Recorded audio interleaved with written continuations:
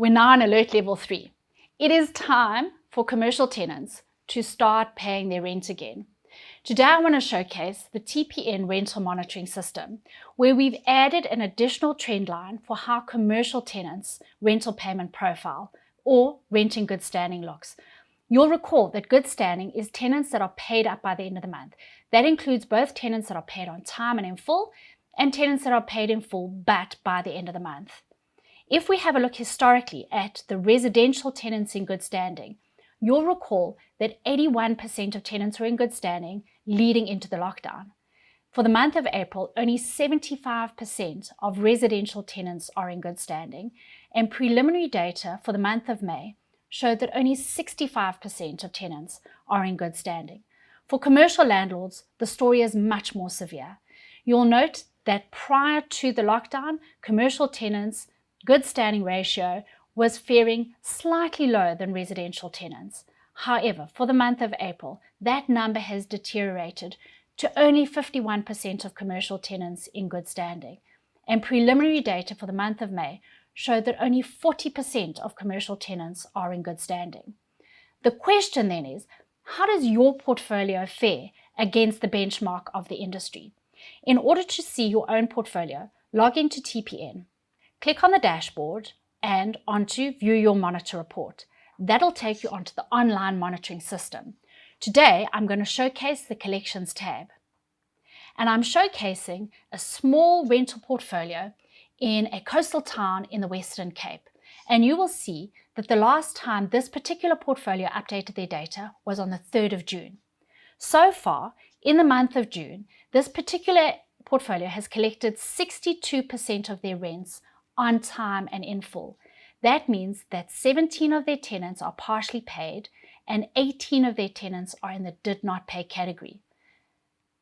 Overall, 63.9% of their tenants are in good standing then for the month of June. What does that look like against their normal collections? Well, you'll see the green bars show that historically this particular portfolio collects at over 90% rental in good standing. For the month of April, they dropped off to 87% of their tenants in good standing. For the month of May, they popped back up to 90%. And so far for the month of June, they're sitting at 64% in good standing. The focus now is on collecting the rent from those tenants in the partial pay and the did not pay category. So how do we do that? Click on the 35 debtors who are in arrears. That'll bring up the tenants that are in the did not pay and the partial pay category. For each tenant, we will showcase their risk being very high risk, or even low risk. Simply click on the download button to get a spreadsheet of all of your tenants with their contact information, the value outstanding for each tenant, and what their credit risk is. You can then apply different credit risk strategies according to the low risk tenants versus the very high risk tenants. Lastly, don't forget to send out your TPN letter of demands.